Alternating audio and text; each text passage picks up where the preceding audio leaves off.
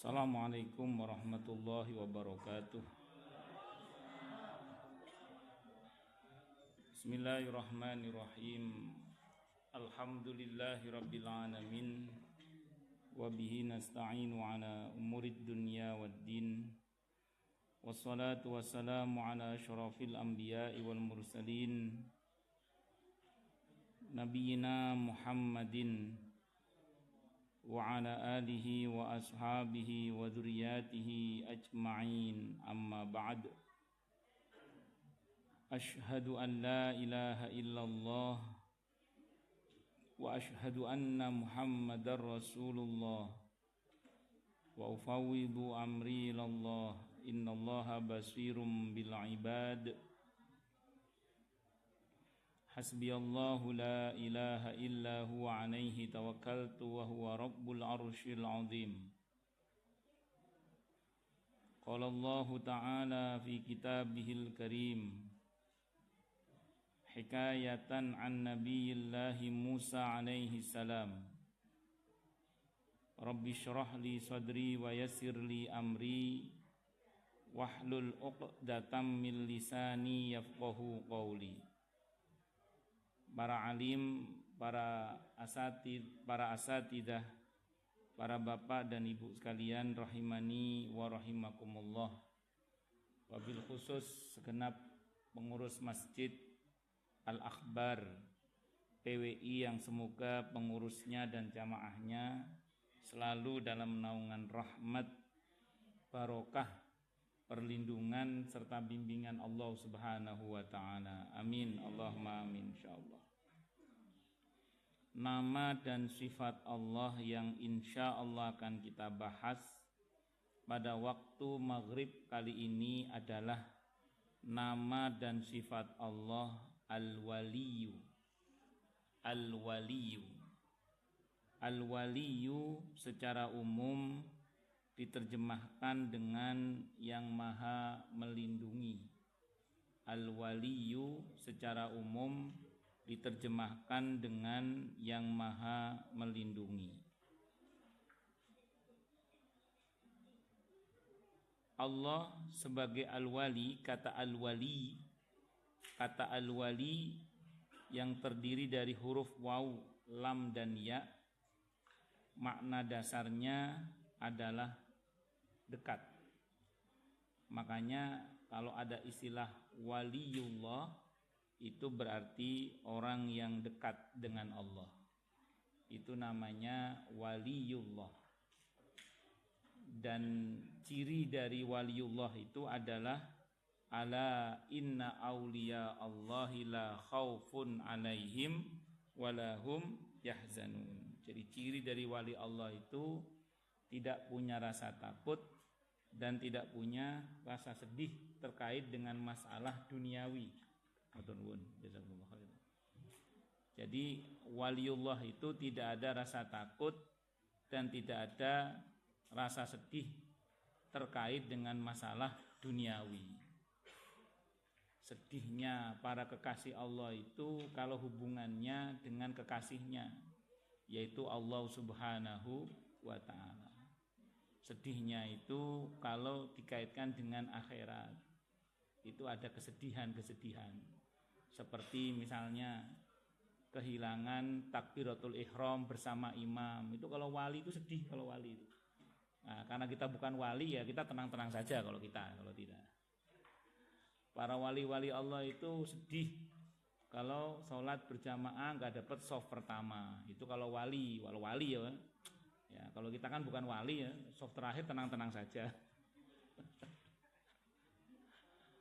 Para wali-wali Allah itu kalau kehilangan berjamaah di masjid sedih sekali. Bahkan sebagian para ulama menyebutkan kehilangan bersama imam takbiratul ihram itu sedihnya 3 hari. Para ulama-ulama besar kita itu, para wali-wali Allah itu, kalau kehilangan soft pertama itu sedihnya bisa seminggu katanya.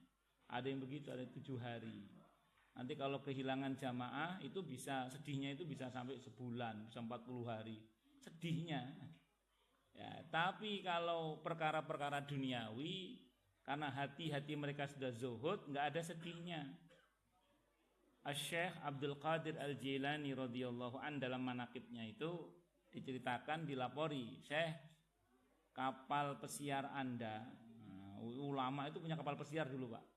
Jadi ulama tapi kawaya raya, itu diantaranya Asy-Syaikh Abdul Qadir Al-Jilani radhiyallahu an. Syekh, kapal pesiar Anda terbakar. Kata beliau, alhamdulillah. Wali itu gitu Pak, jadi santai gitu, nggak apa namanya, nggak heboh banget kalau masalah-masalah duniawi itu. Nah terus kemudian tidak lama dikabari lagi, oh Syekh, ternyata bukan kapal Anda yang terbakar, kapal Anda selamat. Apa kata beliau? Alhamdulillah. Loh, kata muridnya, Syekh, tadi kebakar, alhamdulillah, selamat, alhamdulillah. Apa jawaban beliau? Saya bukan soal kapal terbakar atau kapal selamat. Yang saya alhamdulillah itu hati saya ini loh, kata beliau. Enggak terpengaruh mau kapal hilang, mau kapal ada, hati saya itu biasa-biasa saja. Maka saya bersyukur pada Allah, alhamdulillah.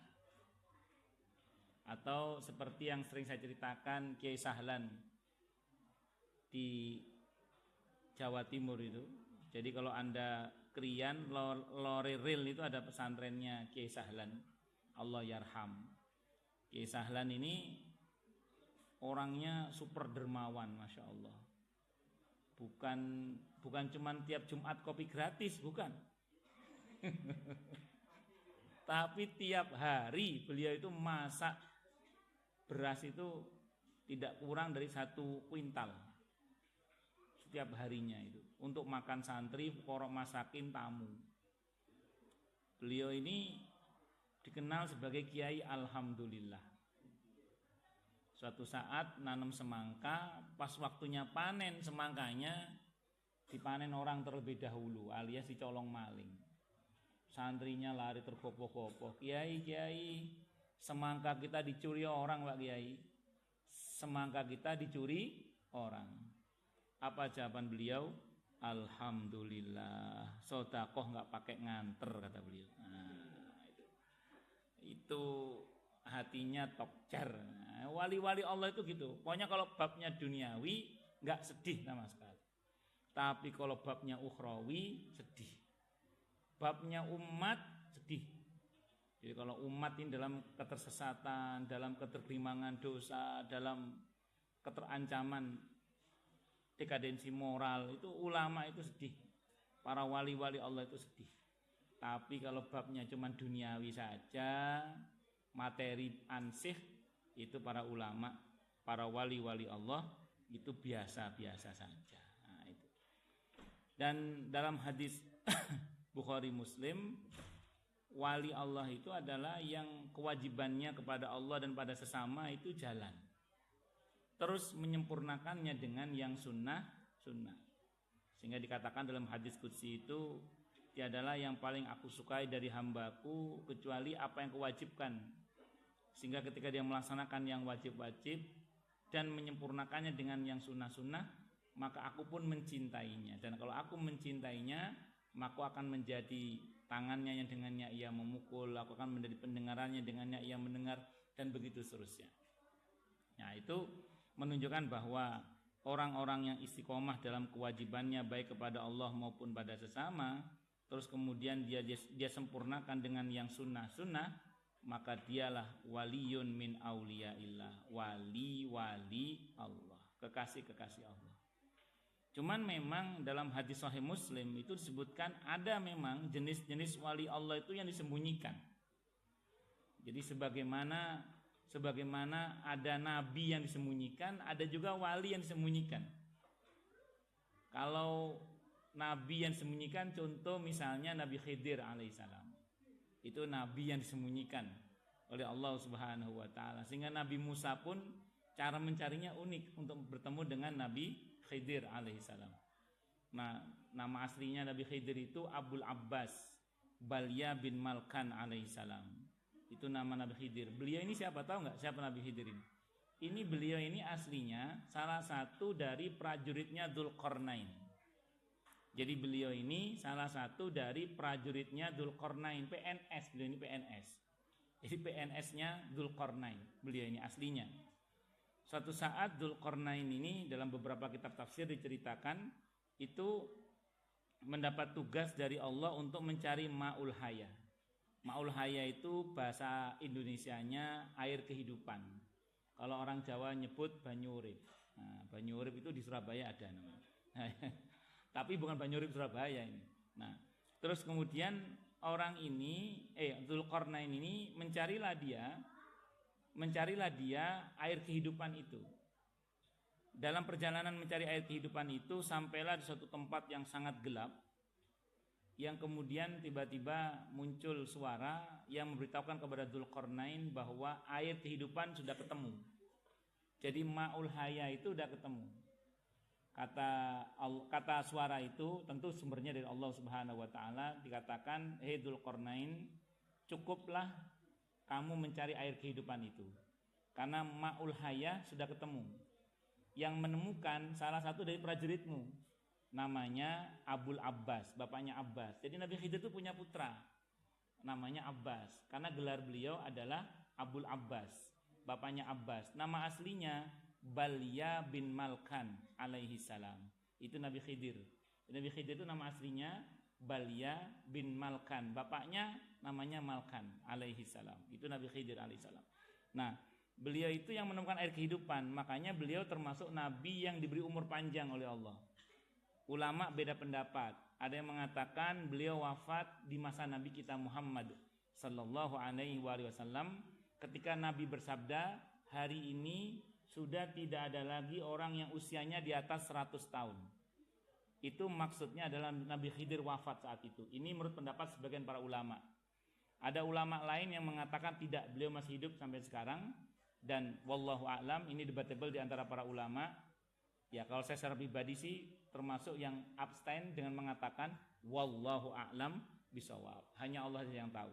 Tapi yang pasti beliau termasuk nabi yang diberi umur panjang. Karena nanti begini, dan salah satu penjelasan para ulama dalam fikih hadis para ulama dalam hadis Sahih Muslim, ketika Dajjal duel dengan seorang pemuda yang kalah, yang dikatakan oleh Nabi kalau seandainya bukan karena takdir Allah dia mati tangan Al-Masih, itu Isa putra Maryam, niscaya Dajjal sudah mati tangan anak muda itu.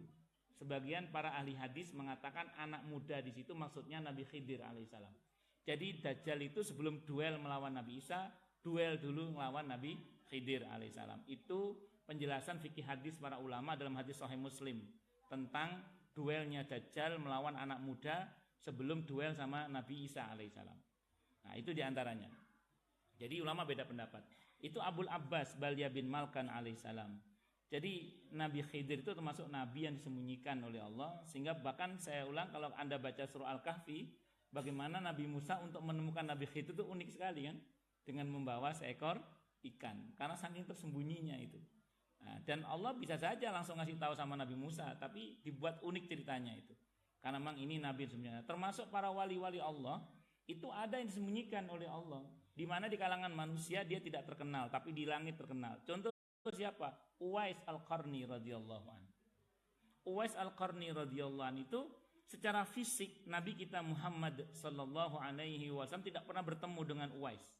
Tidak pernah bertemu dengan Uwais Al-Qarni radhiyallahu an secara fisik. Tapi Nabi bisa menjelaskan dengan sangat detail rincian fisiknya Uwais kepada Umar bin Khattab radhiyallahu an dan Ali bin Abi Thalib radhiyallahu an. Bisa sangat rinci menjelaskan, dan Nabi mengenal Uwais bukan di bumi. Nabi mengenal Uwais di mana? Di langit. Jadi Uwais terkenal di langit. Uwais Al-Qarni radhiyallahu an. Ini termasuk waliullah, wali kekasih Allah yang disembunyikan oleh Allah. Beliau seorang kibarut tabi'in, sezaman dengan Nabi tapi tidak pernah bertemu fisik dengan Nabi kita Muhammad sallallahu alaihi wasallam. Ini Uwais Al-Qarni radhiyallahu an. Nah, dalam Sahih Muslim memang disebutkan ada orang-orang itu yang tampak awut-awutan tampilannya, berdebu. Tapi kalau bersumpah dan kalau berdoa, sumpah dan doanya didengar oleh Allah. Inilah waliyun min auliyaillah. Cuman yang model begini-begini kita mesti hati-hati juga. Karena takutnya nanti ketemu sama yang abal-abal. Nah, ini yang repot ini. Ya, takutnya yang abal-abal ini. Ya, tapi sementara kita sebagai sebagai kaum muslimin tentu berpegang pada rumus dasar dulu sajalah. Al-an sepeninggal Nabi kita Muhammad sallallahu alaihi wasallam, kita diingatkan dengan perkataan Umar bin Khattab radhiyallahu anhu dengan mengatakan al-ana nahnu nahkumu bidzawahir wallahu yahkumu bis-sarair. Mulai sekarang kita hanya menghukumi yang tampak-tampak saja. Yang batin-batin itu urusan Allah. Kalau kita melihat ada orang yang tampak seperti dalam hadis Sahih Muslim tadi, yang tampaknya dayani tapi kalau bersumpah itu disumpah dan doanya cepat dikabulkan oleh Allah, yang model-model begini kata para ulama, kepada beliau jangan minta nasihat. Jangan minta nasihat. Udah kuat kita. Minta didoakan saja. Nah, itu namanya bertawasul dengan orang soleh yang masih hidup namanya. Itu silakan. Makanya kepada Uwais Nabi tidak nyuruh Umar minta nasihat. Minta apa? Suruh minta didoakan. Nah, coba bayangkan. Umar, nanti kalau kamu ketemu sama orang yang bernama Uwais Al-Qarni radhiyallahu anhu dengan ciri-ciri bla bla bla, mintalah kamu didoakan olehnya. Jadi bukan minta nasihat, bukan. Jadi ada orang-orang soleh tertentu kepadanya kita jangan minta nasihat, tidak kuat kita. Tapi mintalah didoakan. Dalam Manaqibus Syafi'i, sejarah Imam Syafi'i sama Imam Ahmad bin Hanbal rahimahullah, pernah Imam Syafi'i sama Imam Ahmad itu menghadap seorang ulama besar. Saya lupa namanya, mohon maaf. Imam Syafi'i berpesan kepada Imam Ahmad. Imam Syafi'i berpesan kepada Imam Ahmad, nanti kalau ketemu beliau jangan minta fatwa, minta doa saja. Kata Imam Syafi'i itu gitu. Nah, terus Imam Ahmad begitu ketemu sama orang ini bersama Imam Syafi'i. Imam Syafi'i seperti biasa minta didoakan oleh beliau. Imam Ahmad minta fatwa. Jadi beliau mungkin lupa dengan nasihat Imam Syafi'i, minta fatwa. Syekh, bagaimana pendapat Anda tentang begini. Kata Syekh ini gini, kamu minta fatwa menurut pendapat saya atau pendapat madhab kamu? Ditantang begitu sama Syekhnya ini. Kamu mau jawaban dari saya ini jawaban menurut madhab saya atau madhab kamu, kata Syekh ini. Ya madhab Syekh bagaimana? Langsung dijawab itu. Dan itu berat sekali. Imam Ahmad geleng-geleng kepala, gak sanggup saya. Itu Imam Ahmad. Kata Imam Syafi'i, sudah saya bilang jangan minta nasihat. Jadi ada memang ulama-ulama tertentu itu yang kepada beliau kita jangan minta nasihat, jangan minta apa? Jangan minta fatwa, tapi minta doa saja. Nah, ini yang disebut dengan model-model para kekasih-kekasih Allah yang disembunyikan oleh Allah Subhanahu wa taala. Cuman saya ulang sekali lagi, karena kita ini bukan orang yang punya ketajaman mata batin yang luar biasa, maka kembali pada rumusnya Umar bin Khattab radhiyallahu anhu tadi, di mana Sayyiduna Umar bin Khattab radhiyallahu anhu mengatakan, "Al-ana nahnu nahkumu bidzawahir wallahu yahkumu bis-sarair." Kami ini hanya menghukum yang tampak-tampak saja. Yang batin-batin itu urusan Allah. Makanya saya ketika ditanya oleh seseorang tentang begini, Ustadz, ini ada seseorang yang katanya sholatnya di Mekah, Ustadz. Katanya sholatnya di Mekah. Ini bagaimana menurut pendapat Ustadz? Saya jawab begini, saya mau tanya, kalau di sini zuhur, sana udah zuhur belum? Saya bilang gitu. Belum, Ustadz. Berarti tidak mungkin orang di sini zuhur, sholat zuhur di Mekah nggak mungkin. Jadi menurut saya, mohon maaf, nggak benar. Soal batin beliau itu urusan beliau dengan Allah. Urusan saya adalah apa yang terjadi pada beliau. Kalau betul itu nggak benar dan tidak boleh ditiru. Jadi beliau ini memang bukan teladan, akan tetapi doanya bisa kita mohonkan kepada Allah Subhanahu wa taala. Itu namanya yang tadi bertawasul dengan orang soleh yang masih hidup. Dan itu pun kadang saya mohon maaf, yang seringkali melebih-lebihkan itu orang-orang di sekitarnya kadang. Kalau beliaunya sendiri kadang tidak. Yang melebih-lebihkan itu orang-orang sekitarnya itu kadang. Nah, ini yang kita mesti hati-hati ini ya. Kita mesti hati-hati. Kadang tidak jarang berujung pada penipuan-penipuan. Bukan oleh beliaunya sendiri, bukan kadang, tapi oleh pihak-pihak yang di sekitarnya itu kadang yang nggak benar itu kadang. Nah, ini yang harus kita hati-hati. Saya ulang, kita tidak mengedepankan suudzon, kita tetap berbaik sangka, tapi arahan syariat itu sangat jelas dan itu tidak boleh membuat kita kemudian salah dalam mengaplikasikannya dalam kehidupan sehari-hari. Memang ini harus agak detail dikit terkait dengan batin ini soalnya. Selebihnya wallahu a'lam bishawab. Dari sini kemudian berkembang makna-makna seperti pendukung, pembela, pelindung, yang mencintai lebih utama dan lain-lain. Maka Allah sebagai waliyul mukminin, Allah menjadi pendukung, pembela orang-orang yang beriman. Makanya saya sering sampaikan di sini ya, kita ini kalau ingin mendapat pembelaan dan dukungan serta bantuan dari Allah Subhanahu wa taala, maka kita harus memenuhi syarat-syarat untuk mendapatkan bantuan itu. Kalau Islamnya sendiri, jangan khawatir, Allah langsung yang membela. Sehebat apapun orang berupaya untuk mendiskreditkan Islam, Islam tidak akan pernah jatuh. Kenapa? Karena Islam itu Allah langsung yang membela. Al-Islamu ya'lu wa la yu'la alaih. Islam itu tinggi dan tidak akan ada yang lebih tinggi dari Islam.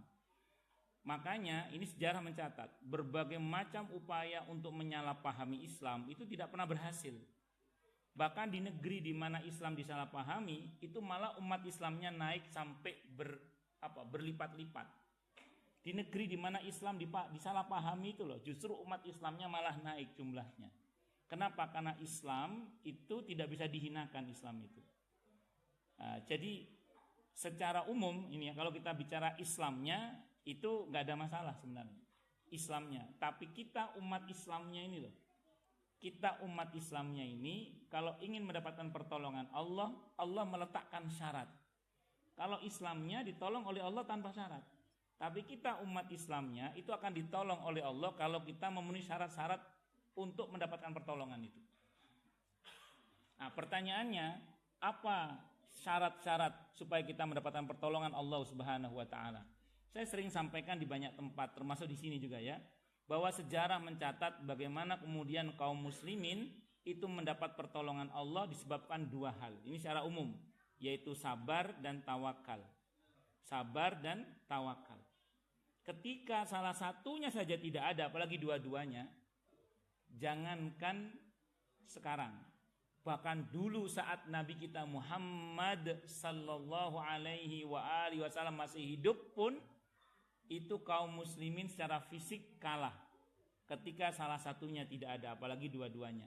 Jangankan sekarang, bahkan dulu ketika Nabi kita Muhammad sallallahu alaihi wasallam masih ada pun, kaum muslimin kalah ketika salah satunya tidak ada. Contoh konkret dalam catatan sejarah terkait dengan perang Uhud misalnya. Perang Uhud ini kaum muslimin, terutama pasukan pemanah, itu kehilangan kesabaran untuk menanti perintah Nabi kita Muhammad sallallahu alaihi wasallam. Jadi mereka tidak sabar menunggu perintah Nabi untuk turun. Mereka tidak sabar akhirnya turun sebelum diperintah untuk turun. Akhirnya kita tahu dalam catatan sejarah secara fisik kaum muslimin kalah pada saat itu. Ini apa maknanya? Saat itu kaum muslimin tidak memiliki kesabaran. Padahal tengah-tengah mereka ada Rasulullah Muhammad sallallahu alaihi wasallam. Maka kita kaum muslimin kalau ingin dapat pertolongan Allah, maka harus sabar itu. Dan sabar itu intinya satu. Apa intinya? Pada kemampuan mengendalikan diri. Maka seluruh gerakan kaum muslimin harus terkendali, tidak boleh lepas kendali. Kaum muslimin kalau lepas kendali, ya itu tadi kayak Uhud itu takutnya kalah. Kita ini harus belajar dari sejarah tentang bagaimana kemudian seperti sebut saja Ikhwanul Muslimin. Kalau Anda pernah baca sejarah Ikhwanul Muslimin, kenapa Asy-Syahid Hasan Al-Banna rahimahullah itu harus ditembak mati oleh pemerintahan saat itu? Karena ada salah satu anggota dari Ikhwanul Muslimin yang gak disiplin, bergerak di luar komando, membunuh Perdana Menteri saat itu. Sopo jenenge lali Pak? Yusmu sopo lah, aku lali jenenge sopo itu. Nah itu, dia lupa lah siapa itu. Pokoknya saat itu dibunuh lah saat itu. Itu presidennya Anwar Sadat. Satunya lagi itu ada lagi itu. Nah karena Perdana Menterinya pokoknya siapa saya lupa itu namanya. Saya lupa namanya, mohon maaf saya lupa namanya. Karena ketidakdisiplinan anggota Ikhwanul Muslimin itulah terus kemudian menjadikan sebab alasan untuk menangkap Asy-Syahid Hasan Al-Banna rahimahullah dan kemudian mengeksekusinya. Itu kan diantaranya. Nah, kalau kaum muslimin gak disiplin, itu yang dikhawatirkan kan terjadi hal yang seperti itu, Pak. Dan kedisiplinan itu bagian dari kesabaran. Makanya umat Islam dalam pergerakannya dia harus sabar dan terkendali, tidak boleh lepas kendali. Nah, termasuk komen di Facebook. Nah, itu harus terkendali itu. Nah, itu diantaranya ya. Nah, terus kemudian, yang kedua tawakal, Pak. Tawakal. Kaum muslimin harus tawakal. Kalau nggak tawakal, kalah kaum muslimin. Contoh konkretnya di masa Nabi kita Muhammad sallallahu alaihi wasallam itu di perang Hunain, Pak. Di perang Hunain. Walaupun akhirnya menang ya. Tapi lihat bagaimana Allah bercerita mengkhabarkan kepada kita di surah At-Taubah ayat 25-26 itu, Pak. Surah At-Taubah ayat 25-26. Itu kaum muslimin terdesak, Pak. Jadi ketika Fathu Mekah ada dua wilayah yang belum takluk, yaitu Taif dan Hunain. Nabi berencana menaklukkan Hunain terlebih dahulu. Dalam perjalanan menuju Hunain itu Nabi membawa pasukan kurang lebih 12.000. Di antara pasukan itu ada yang beberapa baru masuk Islam, Pak. Belum kenal banget syariat Islam lah, tapi mau belajar, bukan yang nggak mau belajar itu. Ini yang mau belajar. Ya, terus tapi dia masih belum tuntas pembelajarannya. Mereka berkata, dulu jumlah kita kecil kita menang, apalagi sekarang jumlah kita besar, kita pasti menang. Ucapan itu tidak disukai oleh Rasulullah Muhammad sallallahu alaihi wasallam. Ucapan itu Nabi nggak suka, Pak. Kenapa? Karena ucapan itu berarti mengandalkan jumlah dan bukan mengandalkan Allah Subhanahu wa taala. Jadi tidak mengandalkan Allah, itu mengandalkan jumlah. Maka kita tahu bagaimana kemudian kaum muslimin itu terdesak hingga kocar-kacir di perang Hunain itu, dan bagaimana kemudian Nabi kita Muhammad sallallahu alaihi wasallam dikepung oleh 4 sahabat utama, Abu Bakar, Umar, Utsman, Ali radhiyallahu anhum, dan itu jarang terjadi. Dan pada saat itulah diceritakan dalam Al-Qur'an bagaimana kemudian ketika Abbas berteriak lantang mengingatkan kaum muslimin tentang bagaimana harusnya mereka bersikap, dan saat itulah mereka bertobat dan menyadari kesalahannya. Begitu bertobat dan kembali bertawakal kepada Allah, keadaan dibalik oleh Allah, kaum muslimin menang. Maka kita tidak boleh terpukau dengan banyaknya jumlah, Pak. Kita tidak boleh terpukau oleh hebatnya strategi. Kita tidak boleh terpukau dengan kemenangan-kemenangan yang sudah ada. Kenapa? Karena kita tidak boleh berpaling untuk bertawakal hanya kepada Allah Subhanahu wa taala. Pegang baik-baik dua hal itu, sabar dan bertawakal hanya kepada Allah. Itu baik kita sebagai pribadi, sebagai golongan, keluarga besar, komunitas kaum muslimin keseluruhannya. Kalau kita pegang baik-baik dua hal itu, sabar dan bertawakal hanya kepada Allah, siapapun yang kita hadapi menang, Pak, kita, insyaallah. Itu sejarah mencatat dan dalilnya jelas gitu maksudnya. Nah, itu diantara syarat untuk mendapatkan kemenangan dari hadiah dari Allah Subhanahu wa taala. Oleh karenanya kemudian saya ulang sekali lagi, penuhi syarat untuk mendapatkan pertolongan Allah itu agar kita betul-betul ditolong oleh Allah Subhanahu wa taala, dan jangan sampai kita tidak penuhi syarat-syarat pertolongan itu. Karena kalau tidak kita penuhi, jangan salahkan Allah kalau kita enggak ditolong. Dalam Al-Qur'an, waliyun, kata waliyun itu terulang sebanyak 144 kali. Jadi kata waliyun itu dalam Al-Qur'an terulang sampai 144 kali. Nanti yang punya indeks Al-Qur'an bisa dicek. Surah Al-Baqarah ayat 107 Allah Subhanahu wa taala berfirman, a'udzubillahi samii'il 'aliim minasyaitonir rajim.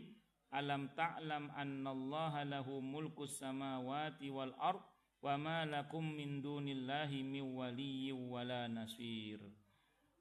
Tiadakah kalian mengetahui bahwa kerajaan langit dan bumi adalah kepunyaan Allah, dan tiada bagimu selain Allah seorang pelindung maupun seorang penolong pun.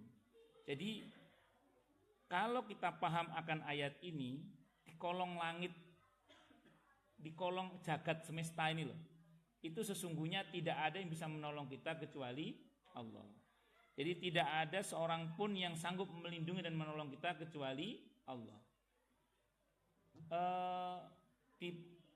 Mungkin kita tahu bagaimana Fir'aun yang Allah sebut Dil Autad.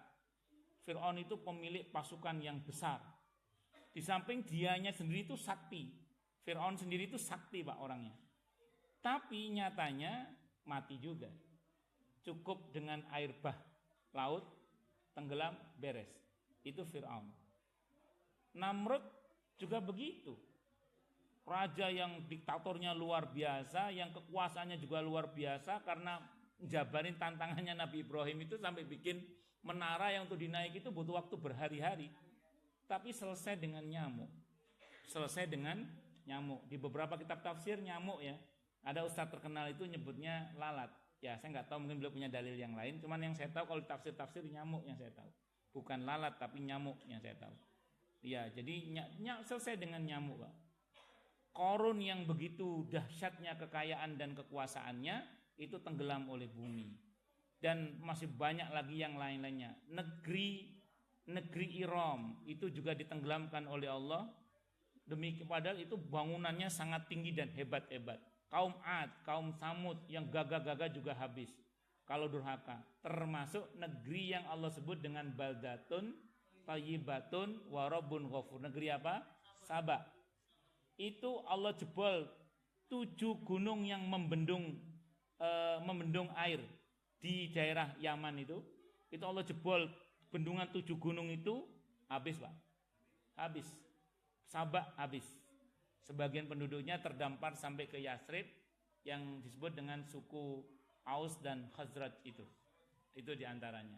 Nah, ini hal yang perlu kita pahami bersama, bahwa kita semua ini jangan mengandalkan makhluk. Andalkanlah Allah, termasuk untuk melindungi diri kita.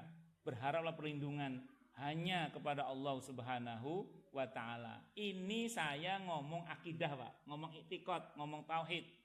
Nah, saya sering sampaikan di mana-mana juga bahwa praktek akidah itu harus cocok dengan praktek muamalahnya. Anda naik motor, nggak pakai helm, dengan keyakinan penuh Allah yang maha melindungi saya, nggak apa-apa. Cuman kalau jatuh insya Allah benjol, Pak, insya Allah, gitu aja. Bonyok. Paham maksudnya? Nah, berarti tetap, Pak, walaupun yakin Allah yang maha melindungi, tetap helm dipakai, jaket dipakai, begitu. Yakin semua rizki Allah yang nanggung, bertawakal hanya kepada Allah. Jual mie godok nggak diukur, Pak, bumbunya, Pak. Kalau nggak diukur, atau jual nasi goreng babat nggak diukur, Pak, bumbunya, ya nggak payu, kan ngoten.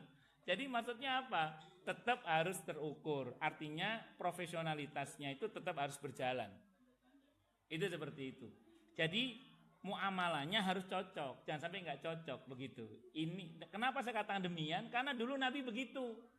Nabi itu bukan tidak yakin, Pak, pelindung itu adalah Allah. Tapi strategi perang tetap dibicarakan, Pak. Nabi bukan tidak tahu penolongnya adalah Allah. Ni'mal maula wa ni'man nasir. Hasbunallah wa ni'mal wakil. Kan jelas toh? Tapi Nabi baju perang tetap dipakai, Pak. Pedang tetap diasah. Allahu Akbar. Doa tetap dimunajatkan. Menunjukkan bahwa semuanya harus sinkron. Tidak boleh berjalan sebelah.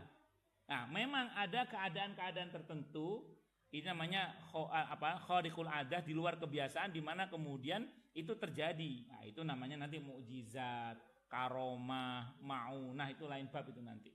Kalau babnya mukjizat, karomah, maunah, itu lain bab nanti. Nah, ini ya, kalau kita bicara soal itu, intinya satu saja. Kita harus yakin bahwa yang bisa menolong kita adalah hanya Allah Subhanahu wa ta'ala. Tapi ingat, walaupun kita yakin hanya Allah yang menolong kita, syarat-syarat muamalahnya tetap juga harus berjalan, tidak boleh tidak kita jalankan. Harus sinkron antara tauhid dengan muamalahnya itu. Asy-Syura, surah Asy-Syura, surah ke-42 ayat 8 dan 44. Di situ Allah berfirman, ayat 8-nya, a'udzubillahi samii'il 'aliim minasyaitonir rajim, walau sya'allahu laja'alahum ummatan wahidah, walaki yudkhilu man yasha'u fi rahmatih, wadh-dhalimuna ma lahum min waliyyin wala nasir. Dan kalau Allah menghendaki, niscaya Allah menjadikan mereka satu umat saja. Tapi dia memasukkan orang-orang yang dikehendakinya ke dalam rahmatnya, dan orang-orang yang zalim tidak akan ada bagi mereka seorang pelindung pun dan tidak pula seorang penolong pun. Jadi kalau Allah mau, kita jadikan umat yang satu saja. Kalau Allah mau NU semua, Pak. Kalau Allah mau Muhammadiyah semua. Kalau Allah mau Persis semua. Kalau Allah mau Al-Irsyad semua.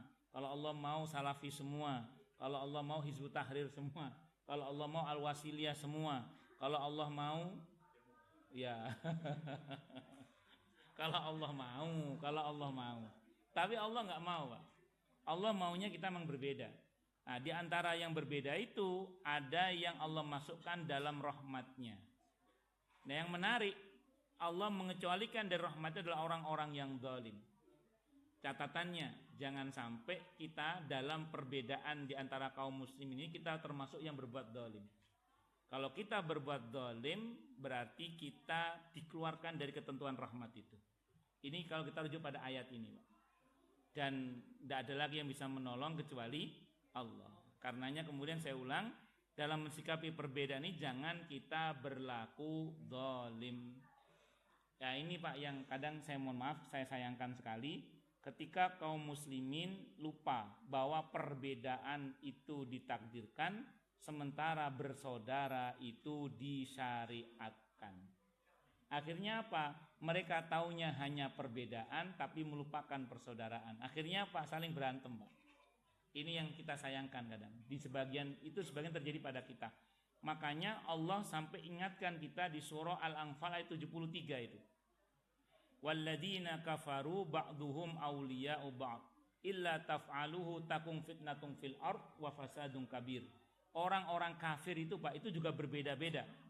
Tapi kalau babnya menjatuhkan akidah umat Islam, mereka bisa bersatu. Jadi orang-orang kafir itu satu sama lain bisa jadi saling tolong-menolong. Kata Allah, jika kalian tidak berbuat yang sama, hai kaum muslimin, yaitu di tengah-tengah perbedaan, kalau kita tidak bisa saling bekerja sama, maka akan terjadi kekacauan dan kerusakan yang besar di muka bumi ini. Nah, jadi apa? Rapuhnya ukhuwah Islamiyah itu menjadikan rapuhnya keberadaan kaum muslimin. Dan itu nanti silakan dikonfirmasi lagi di surah Al-Anfal ayat 46-nya, Pak.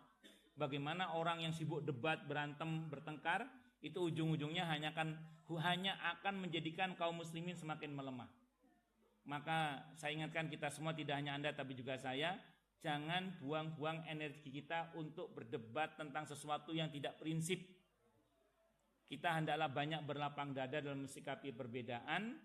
Akan tetapi satu hal yang perlu kita ingat tadi, dengan kesadaran penuh bahwa perbedaan itu ditakdirkan, sementara bersaudara itu disyariatkan. Dan tidak hanya Allah ingatkan kita akan tentang persaudaraan, tapi Allah juga ancamkan akibatnya kalau kita lupa bersaudara. Al-Anfal ayat 73 tadi dan Al-Anfal ayat 46. Itu hati-hati. Nah, maka mari kita kaum muslimin dalam hal ini walaupun berbeda-beda, kita sepatutnya bisa saling bekerja sama dalam menegakkan kebenaran agama ini. Bahwa faktanya kita berbeda, pada perbedaan yang memang tidak bisa disatukan jangan dipaksakan satu. Pada yang memang sudah sama jangan dipaksakan untuk berbeda. Kalau saya sering bilang ke banyak orang itu, dalam menghadapi perbedaan itu kedepankanlah bahasa-bahasa diskusi, jangan bahasa caci maki. Al-Anfal ayat 73 dan Al-Anfal ayat 46 tadi. Nah, itu diantaranya. Itu peringatan keras dari Allah Subhanahu wa taala. Baik. Ini ya diantara hal-hal yang perlu kita pahami terkait di ayat 8 surah Asy-Syura. Berikutnya di ayat 44-nya Allah berfirman, "Wa may yudlilillahu fama lahu min waliyyin min ba'di wa taradh-dhalimina lamma ra'awul 'adzaba yaquluna hal ila maraddim min sabil." Dan siapa yang disesatkan Allah, dan siapa yang dibiarkan tersesat oleh Allah, maka tidak ada baginya seorang pemimpin pun atau penolong pun sesudah itu. Dan kamu akan melihat orang-orang yang zalim ketika mereka melihat azab berkata, adakah kiranya jalan untuk kembali ke dunia? Jadi kalau sudah turun azab, tidak ada lagi yang bisa menolong yang bersangkutan kecuali Allah. Semoga tidak sampai turun azab. Karena kalau turun azab, bahkan Fir'aun pun terlambat taubatnya, Qarun juga terlambat taubatnya, termasuk Namrud juga terlambat taubatnya. Semoga kita semua Allah anugerahi taubatan nasuha qoblal maut. Amin Allahumma amin insyaallah. Baik, ini kita break adzan dulu, monggo silakan.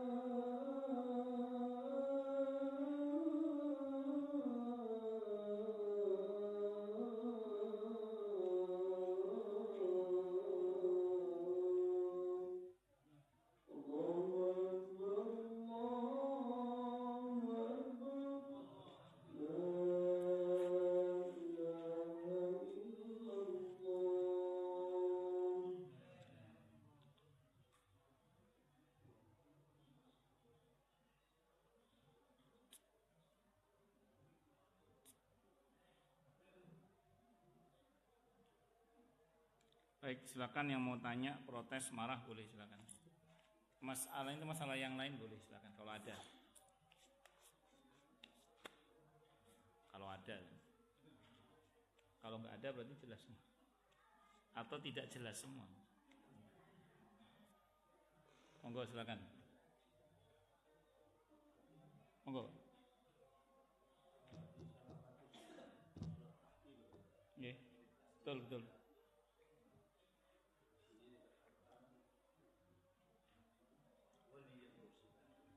Waliyan mursyida, betul. Baik. Tolong surah Al-Kahfi ayat berapa itu, Pak? Surah Al-Kahfi ayatnya ayat 17. Ya, saya takut salah soalnya. Wa kam ahlakna minal quruni min ba'di Nuh. Oh, ini Al-Isra, maaf saya salah. Al-Kahfi. Mohon maaf. Oke. Baik. Wa tara syamsa idza tala'at tazawaru an kahfihim dzatal yamini wa idza gharabat taqridum dzatal shimali wa hum fi fajwatin min. Dzalika min ayatillah may yahdillahu fahuwal muhtad wa may yudlil falan tajida lahu waliyyan mursyida. Dan kamu akan melihat matahari ketika terbit condong dari gua mereka ke sebelah kanan, dan bila matahari terbenam menjauhi mereka ke sebelah kiri, sedang mereka berada dalam tempat yang luas dalam gua itu. Ini menarik ya. Ini jadi inspirasi ilmu kedokteran. Kalau ada orang tidur selama 309 tahun hanya dalam satu posisi, itu bahaya bagi organ dalam.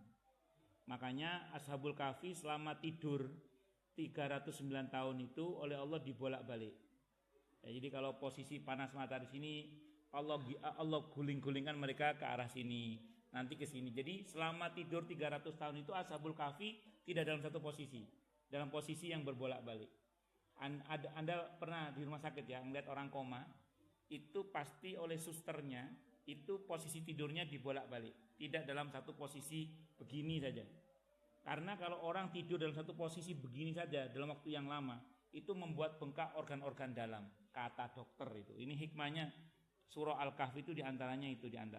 Itu diantara hikmah dari surah Al-Kahfi. Terus kemudian itu adalah sebagian dari tanda-tanda kebesaran Allah. Ini baru ketahui hikmahnya itu sekarang. Dulu orang gak paham, tapi ternyata ilmu kedokteran membenarkan tindakan Allah terkait dengan membolak-balik Ashabul Kahfi dalam gua. Ini bagian dari ayat-ayat Allah. Dan banyak orang yang masuk Islam gara-gara begini-begini nih. Ternyata kebenaran Al-Quran itu ilmiah sekali gitu. Nah, barang siapa yang diberi petunjuk oleh Allah, maka dialah yang mendapatkan petunjuk. Dan barang siapa yang dibiarkannya tersesat, maka kamu tidak akan mendapatkan seorang pemimpin pun yang memberi petunjuk kepadanya. Jadi kalau orang itu dasarnya memang sudah tidak mau menerima kebenaran, alias menutup diri dari kebenaran, maka yang bersangkutan tidak akan pernah menemukan seorang pun yang bisa membimbingnya untuk menjadi benar kecuali Allah. Ingin tahu buktinya? Abu Jahal, Abu Lahab, Abu Gosok dan lain sebagainya itu bukan tidak mengakui kebenaran Nabi Muhammad sallallahu alaihi wasallam, tapi mereka yang menutup diri untuk menerima kebenaran itu, sehingga dikatakan khatamallahu ala qulubihim wa ala sam'ihim wa ala absarihim ghishawah. Jadi ada tutupnya, dan tutupnya itu adalah kepentingan nafsu dan syahwatnya. Maka orang yang sudah ditutupi mata batinnya dengan kepentingan nafsu dan syahwat itu, orang-orang yang seperti ini dia tidak akan menemukan waliyan mursyida. Kenapa? Karena yang bisa memberikan dia petunjuk ya hanya Allah saja. Dan masalahnya dia menolak petunjuk itu. Nah, dan kita tahu kalau orang sudah menolak petunjuk itu, maka Allah akan biarkan dia dalam ketersesatan itu. Nah, saya kira itu Pak. Wallahu a'lam bishawab. Ada lagi? Kalau kan gini, kalau makna secara bahasa memang yang menjadi pelindung kita ya sesungguhnya ya hanya Allah kita. Mursyid itu yang bisa mengarahkan kita yang sesungguhnya ya cuman Allah saja. Hakikatnya gitu. Nah, selebihnya nggak akan ada bisa kecuali Allah yang membisahkan. Makanya saya ulang sekali lagi, jangan berlaku zalim, satu. Yang kedua, jangan menutup diri dari kebenaran. Karena kalau tidak, kita tidak akan pernah mendapatkan kebenaran itu sama sekali. Saya kira itu Pak ya. Wallahu a'lam bishawab. Monggo yang lain silakan sebelum saya tutup. Jelas semua atau tidak jelas semua? Cukup nggih? Kita tutup dengan hamdalah. Alhamdulillahirabbil alamin. Semoga kajian kita bisa bermanfaat, mubarakah fid dini wad dunya wal akhirah untuk kita, keluarga kita dan seluruh umat Islam semuanya, dan mudah-mudahan kita semua dijadikan oleh Allah sebagai orang-orang yang sukses dunia akhirat, selamat dunia akhirat, bahagia dunia akhirat, dan dipermudah setiap urusan kita oleh Allah fid dini wad dunya wal akhirah. Semoga Allah limpahkan hidayah selalu untuk kita. Semoga Allah tingkatkan selalu hidayah untuk kita, dan semoga Allah berikan hidayah untuk siapapun yang melihat kita. Subhanakallahumma bihamdika asyhadu an la ilaha illa anta astaghfiruka wa atubu ilaik. Sallallahu alaihi Muhammad wa ala alihi wasallam. Saya mohon maaf. Wassalamualaikum warahmatullahi wabarakatuh.